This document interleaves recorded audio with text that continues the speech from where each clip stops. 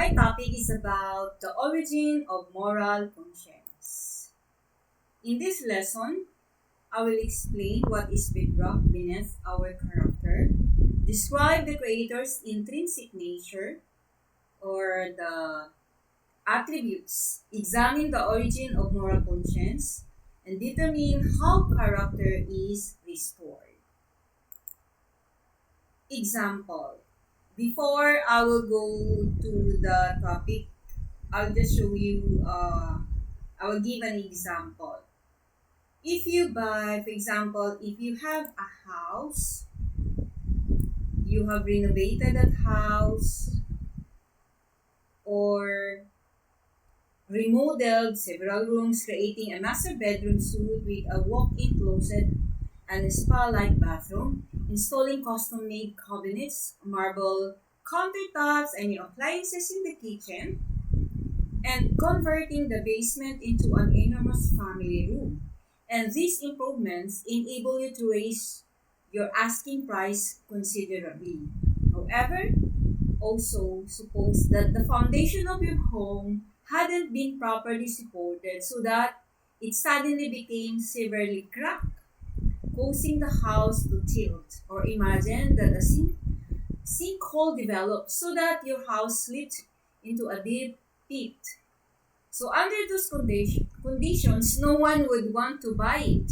You couldn't even live in it yourself. So if the house couldn't be salvaged, your improvement to the interior would have been for nothing. So walang kabuluhan kasi hindi naayos yung kanyang foundation. In reality, a house is only as valuable as the strength of its foundation, and its foundation is only as strong as what it is built upon. So, the foundation of a house is very important. It is like the bedrock. So, what does it mean?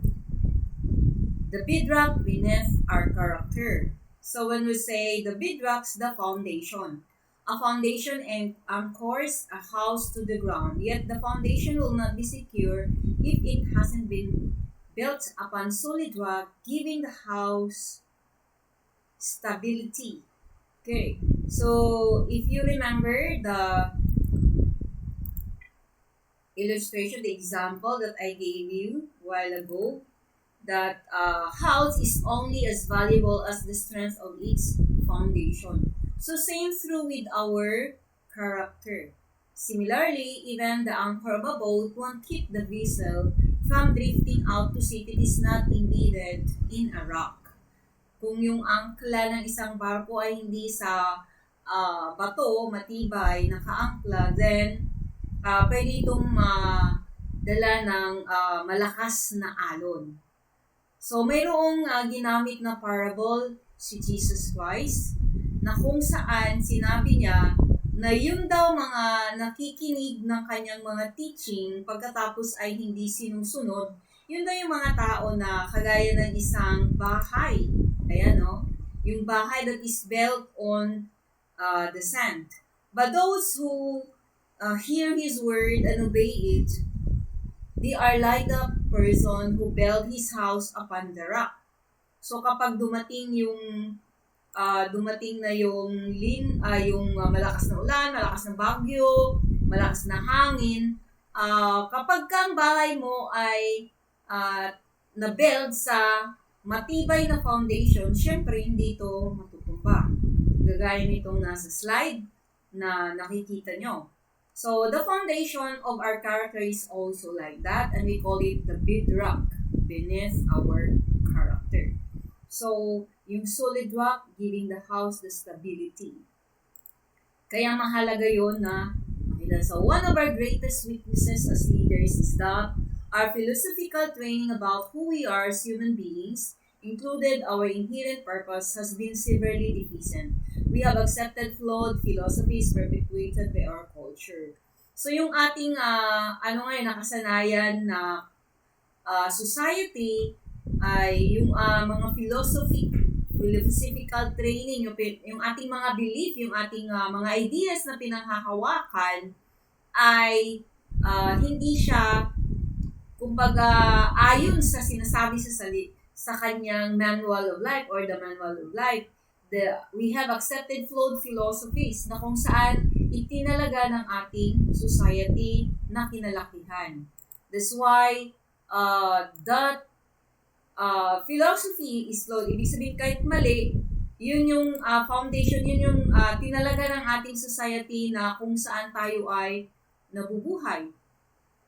Kaya marami na ang mga leaders na makikita natin na supposed to be ay sila yung example because they are leaders. Pag leaders ka, di ba, na pag-aralan natin na yung influence mo dun sa mga followers sumusunod sa'yo ay matindi. Yung kanilang mindset, yung kanilang character, yung kanilang mga dreams ay malaking influence ng isang leader. That's why when we talk about here leadership, we're talking about leaders, not just those who are in the politics or the president or the officers in the class or any club or in your organization, but the leaders we're talking here are the leaders who are excelling in the field of their expertise. So we should have the strong foundation of our character, which is the bedrock of our character. We call it the bedrock.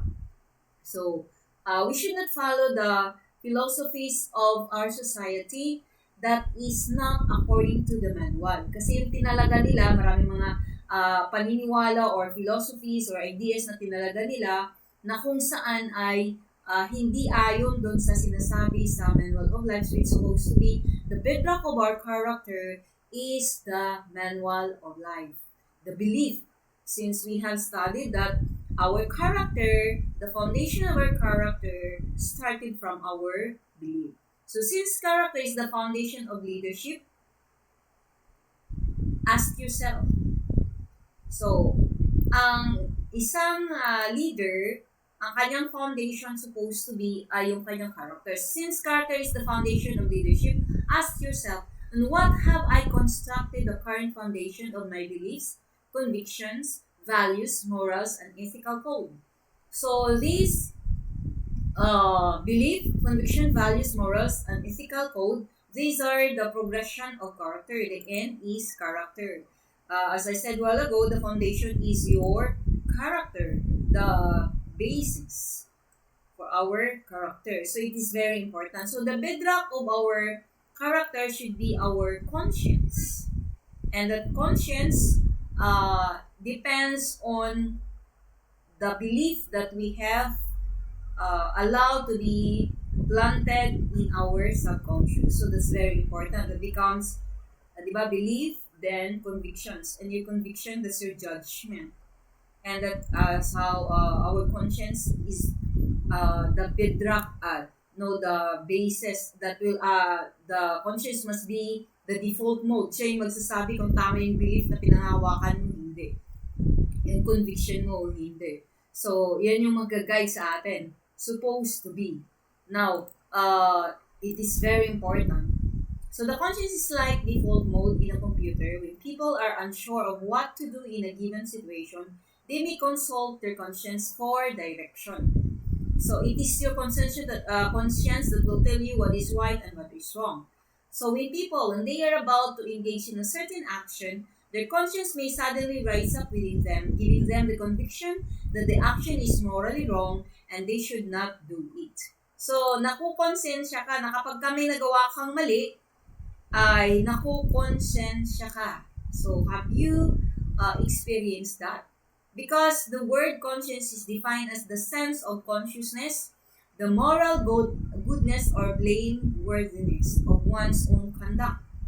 So, yan yung mag-convict sa'yo kapag yung ginagawa mo hindi tama. For example, nakapag-decide ka na ito yung gagawin mo. Suddenly, your conscience knock at the door of your subconscious. Mali. Ayun. So, the conscience is like, sabi natin kanina, the default mode that will guide you. So, that's how important the conscience is. So, you should follow your conscience. Napakahalaga na naiintindihan natin. So, dahil ang na susundin natin yung ating conscience. Pero sabi ko kanina, yung konsensya mo nakadepende rin kung ano yung mga naririnig mo, but yung karakter mo pala depende sa belief at depende yun sa naririnig mo. Pero yung conscience mo ay the conscience manifests in beliefs and conviction. So, i-correct ko yung sinabi ko kanina that the conviction ay yung konsensya mo, yun yung magti-trigger sa'yo, hindi yung konsensya mo nakabase sa belief mo. But your conscience will tell you what you are believing is correct or wrong. Okay, so ito yun. The conscience manifests in beliefs and conviction. So a principled leader will be led by his conscience. That is why great leaders have always made statements such as, I have to do this. I have to do this. Or even if you kill me, I cannot do that. So these are the people who are principled. Na kumbaga hindi kaya ng konsensya nila magsinungaling, hindi kaya ng konsensya nila na gumawa na hindi maganda. Kasi sinusunod nila, the principled person are led by their conscience. Ibig sabihin, nakukonsensya sila. Okay, so yun. Kaya dapat ay nakikinig ka sa iyong konsyensya. Dahil siya yung default mode. Ayan, kung nalalayo sabi ko kanina. And the conscience is not the same as the emotions. The conscience is not the same as the emotions. Other people may not be able to observe our actions at all times, but our conscience is always aware of what we are doing. So the conscience is aware because he is the default mode. He will be the one to guide us. So your conscience doesn't have to do with your feelings. The moral conscience doesn't have to do with feelings as believed by some people who confuse the conscience with various emotions they experience. Sometimes you may say, nararamdaman ko parang mali. So your conscience is not your feelings because they are different what you feel. But your conscience will tell you what is right. Your conscience is the part that counsels us concerning moral issues. Siya yung nagsasabi sa atin. So, ayan sabi ko kanina, the conscience is the part of us that counsels us concerning moral issues. Siya yung kumakatok, sabi ko sa inyo kanina, kumakatok sa iyong isipan. Okay? Para kung mali itong ginagawa mo. So, it means if we follow our conscience, it will guide us.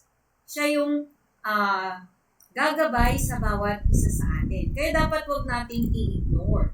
So how about when we ignore? Says here, ignoring the conscience just as most leadership training today does not instruct people about character. It does not train people to follow their conscience. That crucial part of the human makeup is all but ignored. So we produce leaders today who are not taught to value their conscience and to listen to it. Sino kaya ang mga nag-handle ng mga leadership seminar na kung saan tinuturo nila ang character ay mahalaga at ang konsensya mo ay hindi mo dapat ini-ignore. Kasi kapag ini-ignore mo yung konsensya mo, then mayroong matinding consequence. The conscience is that part na kung saan siya'y magsasabi sa'yo kung hindi na tama yung patutunguhan mo.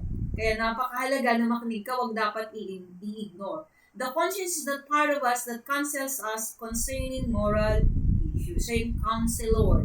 Siya that is alongside. So when we ignore the conscience, na kaya mahalaga na wag natin i-ignore ang conscience natin. Sometimes we wonder how people can commit acts that are outright evil. Example, si Adolf Hitler, if you remember. Adolf Hitler could have authorized the death of more than 10 million people in the Holocaust. Is that he ignored his conscience and chose to follow contaminated philosophy. Yun yung sinasabi ko kanina because our society has a flawed philosophies that they have established and it becomes the culture of the society. So it is very important to listen to our conscience.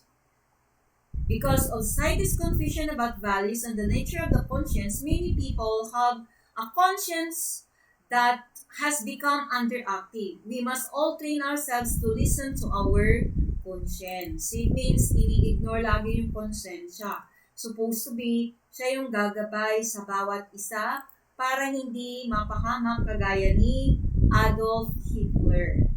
So, wag nyong i-ignore ang inyong konsyensya.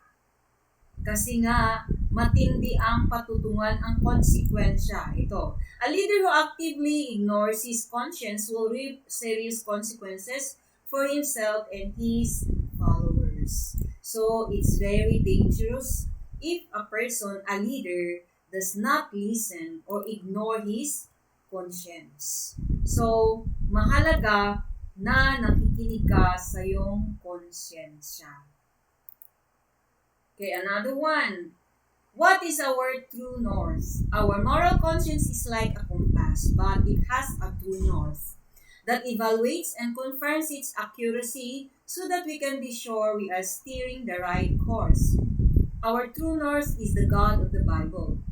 It was He who gave us the conscience as an element of the divine part of our human makeup. So it says here that the true north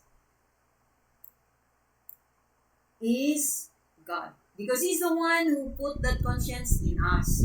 So, imagine, it says here that our conscience is like our compass in our leadership. If you remember a while ago, I told you that if you follow our conscience, or if you ignore our conscience, we will be in danger, and even your follower. So, it means that your conscience is like compass and the true north. Sabi natin kanina, the true north is the God of the Bible. Remember, when we talk about the Bible, I'm not talking about any religious belief. I'm talking about the truth. So, why? Because it was God who gave us the conscience. That is the element. The conscience that you have is the element or the divine part of God in us.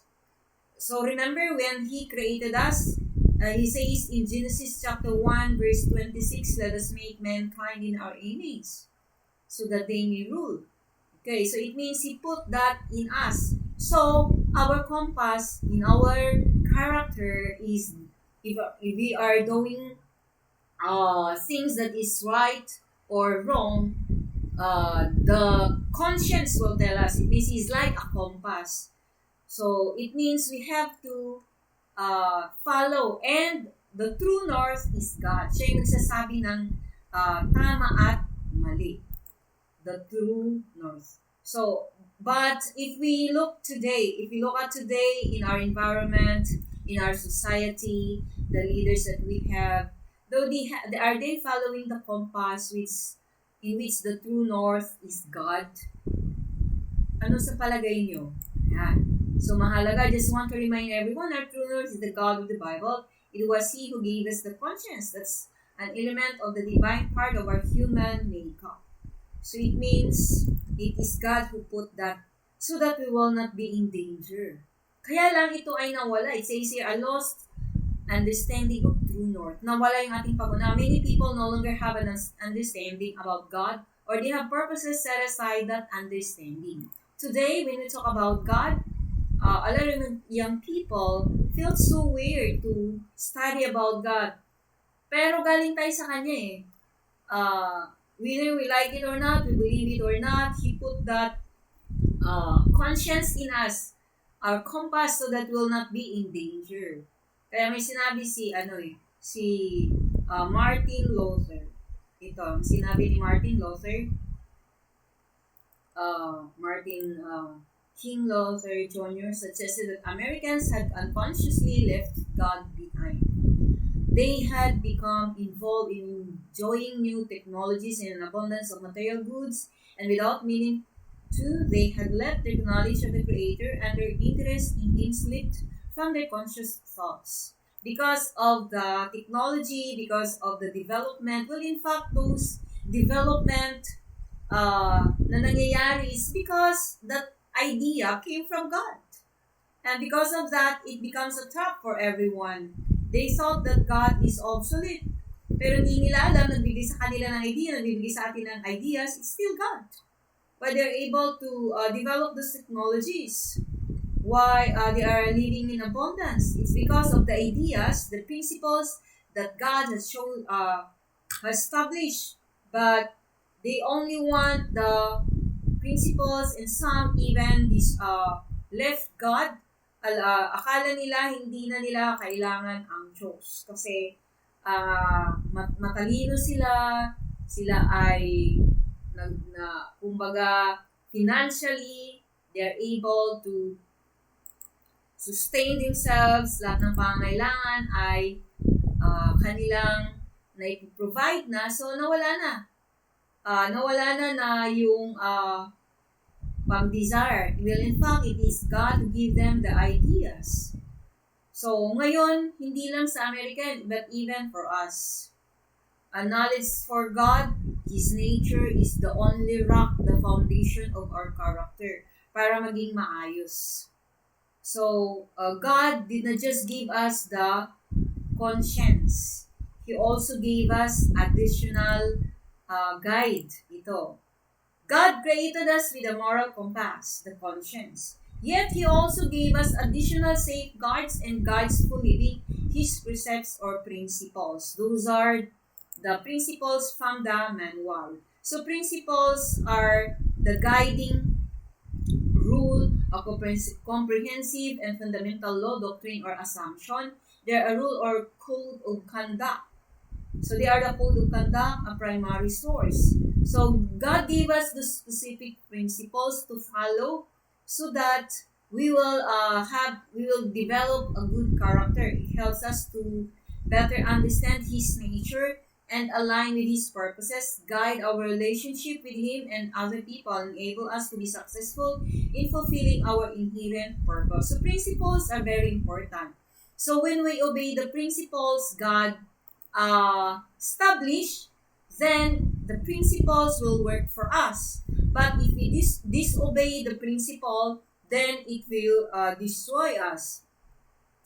Example, yung lagi kong sinasabi sa inyo dati na yung ating katawan ay may principle. Pag violate natin ay magkakasakit tayo. So, wala kang dapat sisihin, kundi sarili mo dahil hindi mo sinunod yung principle na pinalaga ng ating tagapaglikha. So, we have the conscience and we have the principles from the manual of life. The Creator gave us specific principles to follow that would establish our character in keeping with His. Help us to better understand His nature and align with His purposes, guide our relationship with Him and other people, and enable us to be successful in fulfilling our inherent purpose. So, yan yung sinasabi ko kanina. Na mahalaga, alam natin. At yan dapat yung magiging spiritual bedrock ng kung saan doon nakaangkla yung ating character. So, what are some basic truths about God that many people have forgotten? Ano ba yung basic truths, katotohanan na kung saan kinalimutan na ng karamihan? How can these truths become the bedrock for the development of our character? So, remember a while ago, I explained to you about the bedrock, the foundation. So, let us explore some answers to these questions. We need spiritual bedrock for our character. So, what does it mean? We need spiritual bedrock as the anchor for our character. We are the image and likeness of our Creator. We were patterned after our Creator to manifest His character as we live and work on this earth. Remember sa Genesis 1:26, you always hear this verse from me, and in our lesson, says, let us make mankind in our image, let them rule. So first, before He has given us the ability to rule, He first gave us His nature. So, napakahalaga yun na alam natin. His nature, He put His nature in us. When we say nature, is natural. So, character is the Creator's intrinsic nature. What pattern are we got from? How are we to represent the nature of the Creator through our character? Let's look at the several of God's character qualities as illustrations. So, itong character ni God, the attributes of God, is the intrinsic nature of God, is also seen in us. Kaya dapat alam natin, ano ba yun? Mayroong 4 akong i-discuss na nature character or attributes of God. Always consistent. The Creator stated, I, the Lord, do not change. So, ang ating Creator ay hindi nagbabago. It means He is consistent. He never change. That's our our God. When He promised something, He doesn't change. God changes things and circumstances. He also works in people so that they can be transformed and become more like Him. But He Himself never changed. And it means the principles He has established, they are time tested. Should continue to grow in the knowledge and experience and maturity. So if we follow that principles, those principles He has established, then we will be able to develop good character like Him that is always consistent. Being consistent in what you're doing, that is a character. That becomes your character. It means always progressing. And kailangan ay alam natin yun. Amid all the changes in our lives, the Creator is our one, always constant, always predictable. His nature does not change. Tayo ay magbago, pero siya nagbabago, pero siya ay hindi. And then, so that's the first. Number 2, nature, always trustworthy. God's consistency and predictability make Him trustworthy. We are to pattern our own behavior after the Creator's worthiness. So because He is consistent, that means He can be trustworthy. It means whatever He promised to us, we can trust Him. He also said, heaven and earth will pass away, but my word will never pass away. It means we can trust His promise because He is consistent. He never changes. He would often bring us a faithful relationship. So God is faithful to us. And He said, I am the God of your father. When He talked about the Israelites, I am the God of your father, Abraham, Isaac, and Jacob. So it means from the first, second, third generation, He never changed. Hindi siya nagbabago. So we must pattern after Him. That's why when you apply, example, when you apply someday, and those people who are applying in their job, when they apply their job, they apply in a certain job, they will always put the character reference, the person whom they trusted, and those companies sometimes they will call those reference person to know, to see if they are really, if you are really trustworthy. So that's number 2. Nauna kanina ay always consistent. The Son is always trustworthy. Third is always just. The scriptures say the Lord is known by His justice. Are you known for the same? Do you treat other people with impartiality regardless of how they may treat you? So, are you like that? So that is the Creator of our God, always just. So walang favoritism ang ating tagapaglikha. Hindi rin siya nagbabago, kaya mapagkatiwalaan siya. Kaya wala siyang favoritism. So do not spread false reports, sabi ng Lord, because those spread false reports are wicked. So, do you treat other people, sabi ko kanina, with impartiality? Can you be trustworthy? Are you just also? Ibig sabihin, makatarungan. Ayan. Ganon ka rin ba? Walang bias. Ayan. So, God has no bias because He is a God of justice. Number 4, always loving and compassionate. God is love. It means that's His nature. The qualities of love and compassion are also foundational to the Creator's character. So that's the 4 character, nature, or attribute of our Creator that we must have also. Consistent, trustworthy, always consistent, always trustworthy, always just, and always loving and compassionate. So, are you consistent also? Trustworthy, just, loving, and compassionate. So that's our God. And that should be also our character. But if you look at today in our society, are the leaders around us consistent, predictable, trustworthy, just, loving, and compassionate? So, kayong susunod na generation supposed to be, that should be our nature because that's the nature of God that He put in us. That's the nature of our Creator. So, character preceded the gift of leadership. That's why it says in Genesis chapter 1 verse 26, then God said, let us make mankind in our image in our likeness, let them rule. So before God told them to, when God planned to make human being, to create human being, He first established the purpose. And before He gave, we know that the purpose is to rule and dominate. And as we see here in this verse, Genesis 1:26, first God put His nature, His image and nature. When we say image is the nature of God, in our likeness. So it means God put first His nature. And what's that nature? Always consistent, always loving, always trustworthy, always just. So, nilagay niya muna yon.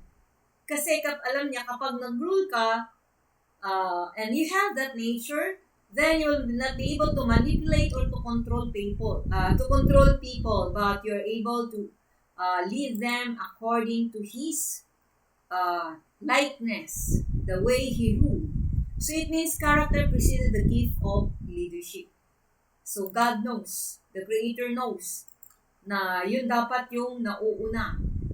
And to lead is natural. To lead in the field of your expertise, if you remember. So we were designed to rule and influence the earth according to God's character. So it means, ulitin ko, God designed you and me to rule, to influence the earth according to His character. Remember, a leader is very influential. When you are a leader, it means you have the ability to influence your follower, their nature, their mindset, their attitude, their character, the destiny, the way they behave. You have the ability. So, as a leader, your nature should be like the nature of the Creator because you're going to influence your followers. So, if you're going to influence with the nature of God, then what a world we have. The leadership that we have, wala kang makikitang corrupt. Bakit? Kasi to lead is natural. And to lead is not dominating people, but is to influence them. Kaya lang, dahil sa hindi magandang nangyari, hindi alam ng tao. That should be the environment that we are going to create because that's the plan of the Creator.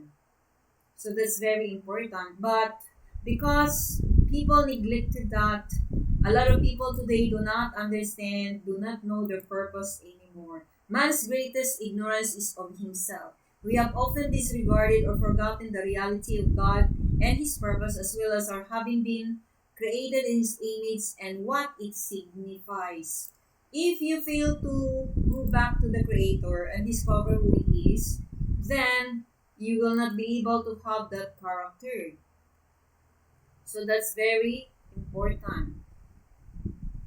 Each of us should know. So, if you lead in the field of your expertise, you should influence them with the nature of God. So, leadership does not mean dominating other people. God said, and let them rule over the fish of the sea, and the birds of the air, over the livestock, over all the earth, and over all the creatures that move along the ground. So, as you can see, there is no, people are not mentioned here. Because we are not born to dominate, we are not designed to dominate people, but to influence them. So therefore, when we influence other people, we're going to create, if we influence other people, we do not manipulate them, then we will be able to create the environment. We must develop an environment of character. One of God first instruction to human beings was be fruitful and increase in number, fill the earth and subdue it. The whole world was to be filled with men and women and children who manifested the nature of God. That should be our work, So He has given you the ability to rule, the ability to excel in the field of your expertise, in the area of your gifting, so that you will be able to influence them with the nature of God. So if all of us have discovered our purpose, which is to excel in the field of our expertise and influence them with the nature of God that is always consistent, always just, always trustworthy, always loving and compassionate, then we are able to fill the earth. Yun yung sabi natin, the whole world must be filled with men and women and children who manifested the nature of our Creator. So, yun dapat yung ating maintindihan. Kaya, yun ba ang priority? Yun ba naiintindihan ngayon? So, yun ang dapat na clear sa bawat isa. Human priority. The order of the Creator set for leadership is character before power. Remember, that is why an emphasis on character must become a human priority again. When we return to character, we return to the natural state in which we were meant to function. So, dapat sa mga leadership seminar ay hindi ito kinakalimutan. Ang dapat na priority kapag ka nagkakaroon ng leadership character does not just focus on the ability, because each of us, we have the inherent ability to lead. It should be the character. So the whole world should be filled with men and women and children who manifested the nature of the Creator. Kaya lang, we lost the character. We lost the priority. So ulitin ko, emphasize ko, ito yon dapat ang may lagay sa isip natin. The whole world was to be filled with men and women, children who manifested the nature of God or the nature of the Creator. So that's very important. How human beings lost character. Says here, as we have discussed, a basic quality of the Creator's nature is that it doesn't change. He's consistent. The questions we must therefore ask are, how did human beings as a race made in God's image and likeness lost the continual manifestation of His character? Bakit nawala natin yung character ni God, yung kanyang yung kanyang nature? Ano kaya ang nangyari? Ironically, human beings lost their ability to consistently manifest the Creator's nature.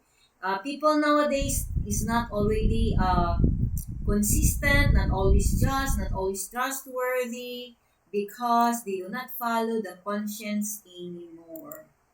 And what happened? The results of the loss of true character. First, distortion of Creator's image. Because humanity lost God's true nature, it now has only distorted image of that nature. Besides from that, people are not reading the manual already, and they don't know the Creator's image. Sino bang nagtuturo ng true nature ni God? So, dahil dyan, hindi na alam ng tao kung ano yung totoong nature ni God, kaya nawala. Okay. So, that's why it's very important to go back. So, the principal traits of fallen human beings are the opposite of genuine character. Inconsistency, unpredictability, unfaithfulness, compromise, unjustness, prejudice, untrustworthiness, domination, vindictiveness, unforgiveness, cruelty, and so forth. So those are the negative, the opposite character of the Creator. So, yun na yung nakikita natin ngayon, lalo na sa ating society. Number 2, confusion about self-image and self-worth. Another result of human beings' rejection of God's image is that they lost their own essence. They became confused about who they were, what they were born to be, and how they were to live. So a lot of people today do not understand, do not know what is the reason for their existence. As well, a lot of people are stressed. They have no direction. They are being driven by people, by majority. They no longer had a clear sense of purpose and meaning in the world. They forfeited the feeling of acceptance and worth that comes from being in unbroken relationship with their Creator. So that's the result. And the third result is this: instability. Without character, human beings also became unstable. This is why it is often hard for us to depend on others. Kasi maraming mga tao na laging nangangako at hindi naman natutupad. So yun na yun. Inconsistent, untrustworthy. You cannot trust a lot of people nowadays. They are have no integrity. So, paano kaya ibalik ngayon? May pag-asa pa ba? Yes, there is. The restoration of character in his faithfulness and trustworthiness, he initiated a plan to restore humanity to himself. This plan involved giving us a renewed nature, one by one, which we would again be able to share his character and consistently follow his life-giving principles. He accomplished this plan through Jesus of Nazareth, also called Jesus the Christ. So remember, I said a while ago, it's not just the conscience that he put in us as our guiding, it means yung tawag natin kanina, yung ating konsensya that will be our counsel alongside, besides from that, has given us the principles which is the principles are found in the manual of life. And besides from that, Jesus came to show to us, to restore back that character. So, gusto niya maibalik yung character na yon. That's why he gave his son Jesus. So when we acknowledge and accept that he did for us, what he did for us, we are restored to God and receive his nature within us once again. So para ma-restore ulit yung nature na yon, kailangan tayo maniwala sa kanya. So para maibalik, ma-restore yung kultura, yung character na yon. So restoring a culture of character on earth. Kailangan ma-restore yung character na yon dito sa earth. So, ito yung dapat maintindihan natin I'm going to explain something that is maybe new to most of you, but this is not a religious belief. Ulitin ko, this is a truth from the manual of life. God exists in heavenly country. He created earth to be like a colony of heaven, an extension of his kingdom. Yet, bakit? Kasi when Jesus Christ prayed, the kingdom come, the will be done. Yet when humanity rejected God's nature and principles, the full manifestation of his character on earth was lost. So, nung ang tao ay nireject niya yung principle ni God, hindi niya sinusunod, mawawala yung character ni God sa'yo. Yet when humanity rejected God's nature and principles, inulit ko dito na pareho lang yan. Ito yung kasunod pala. Jesus made declaration, the kingdom come, the will be done. Ano ibig sabihin? Jesus made declaration says the kingdom come, the kingdom of God is near. Repent and believe the good news. What does it mean? Repent means repent. Change the way you think. Baguhin ang inyong pag-iisip. Baguhin kung ano yung nakalagay sa inyong subconscious. Kung maalala nyo, baguhin. Bakit? Kasi nakasanayan natin ay iba. So, repent is baguhin ang pananaw. So, if you want to change a person, you must change his mind. Kung ano yung nakalagay, remember, kung ano yung nakalagay sa yung subconscious, nakatanig dyan sa subconscious mo, yung belief sa subconscious mo, yun yung magiging conviction mo, yun yung magiging moral mo, yun yung magiging principles mo, yun magiging basehan mo ng tama at mali. So, ibig sabihin, kung ano yung mga nakadeposit sa ating subconscious, yun yung magiging ugali natin, yun yung magiging basis natin to approach life. So, Jesus came to, sabi niya, repent, baguhin nyo ang inyong mga pananaw sa buhay. Baguhin ang inyong nakasanayang pag-iisip. Baguhin ang inyong nakasanayang mga ugali na hindi na tama. So, ayun. So, it must start from the belief. It must start from the mind. Change the way you think. So, Jesus came and showed to us a different kind of leader. So, a different type of leader, one of Jesus' most powerful statements about leadership is one of which he gave a commentary about Caesar and the Roman Empire. So, when Jesus Christ was born, they are under the Roman Empire. The Roman Empire and their high officials exercise authority over them. And so with you, instead, whoever wants to become a great among you must be your servant, and whoever wants to be first must be your slave. Jesus, the Son of Man, did not come to be served, but to serve and to give his life as a ransom for many. So, yun yung totoong leader. Yung leader, totoong leader, siya lang yung nagsiserve. Hindi yung leader yung pinaglilingkuran. Kagaya ngayon ka, di ba? Ngayon, baliktad. Kasi, yung leader, yun yung ang pagkaunawa is yung leader, yung pinaglilingkuran ng kanyang mga follower. But here, Jesus is telling us, the teacher, the rabbi is telling us, a different kind of leadership. That's why he is telling us, he told us that repent, change the way you think. This is the true kind of leadership. The leader is the one who serves. Why? Because you serve your gift. You lead in the field of your expertise. So, a leader is the one who serves his gift. Yan yung ibang klaseng leader na pinapakita ni Jesus because he came to serve. He gave his life for the ransom of many. And sabi niya rin, if you want to be great,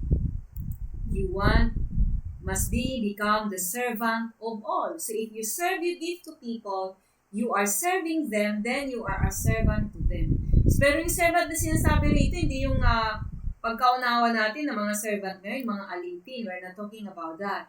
You're servant because you serve your gift. The culture of the kingdom of God changes our conception of what it means to be a leader. Leadership is not measured by how many people serve you. It's measured by whether you are serving other people. That's the true meaning of leader. So, hindi ikaw yung pinaglilingkuran, kundi ikaw yung naglilingkod. Yun yung ulitin ko para mas clear. Leadership is not measured by how many people serve you. It's measured by whether you are serving other people. So, because you are serving your gift to other people. And that's the true leaders na dapat nating maintindihan. So, Jesus said, repent, change the way you think. You must be the servant of all because you are serving your gift, because you are leading in the field of your expertise. Besides from that, here, higher standards. Wherever the kingdom of God manifests on earth, therefore, it inevitably comes into ethical conflict with the prevailing culture.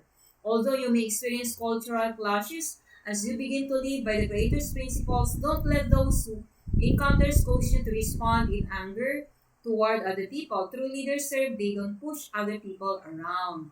So, di ba yung kanina sabi natin, ang pagiging leader ay hindi na measure kung ilang tao yung pinaglilingkod sa'yo, ilan yung follower mo, kundi na ang sukatan ay yung sa ilang tao ba or whether you are serving people.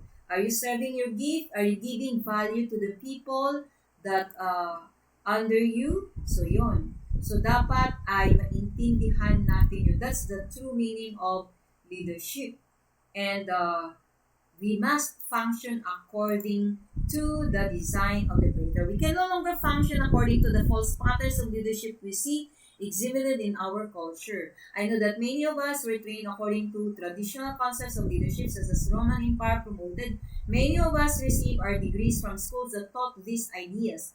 Yet our standards must be higher. So, may clash. Kasi baliktad, di ba?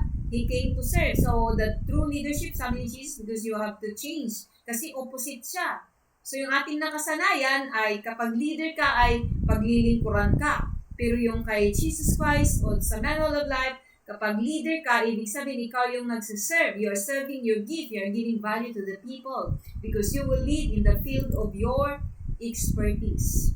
So, a leader must remain. So, we have to restore back the true character. A leader must remain steady, dedicated to the values, principles, and ethics by which he has committed to lead. Cultures will be transformed as we follow our moral conscience, consistently manifest the qualities of God's nature, and seek to serve others. So there are three that you should remember here, so that your mindset will be changed, so that your style of leadership will be changed according to the manuals. It says here, you must have to follow your moral conscience, consistently manifest the qualities of God, always consistent, always just, always trustworthy, and always compassionate, and always loving.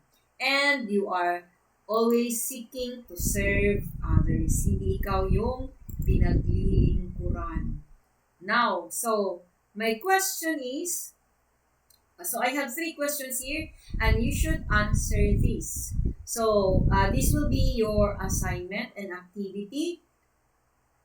Just write your answer in the comments below. So, these are the 3 questions. Answer the following questions based from what I have discussed in this topic. What should be the foundation of our character? 2, what are the attributes of God that must be evident in us? What kind of men and women should the world be filled with? So that's the 3 questions that you should answer, and must be your answer. You must have to write down in the comment below. So, iti-check ko kung napanood nyo ito o hindi. Kaya titignan ko rin yung number of views. Tapos, kung sino yung nakapanood, kailangan sagutin mo ang 3 tanong na yon sa ibaba. So, ito ipapakita ko ang 3 ulit at screenshot nyo para hindi nyo makalimutan. So, that's all for this topic. God bless everyone.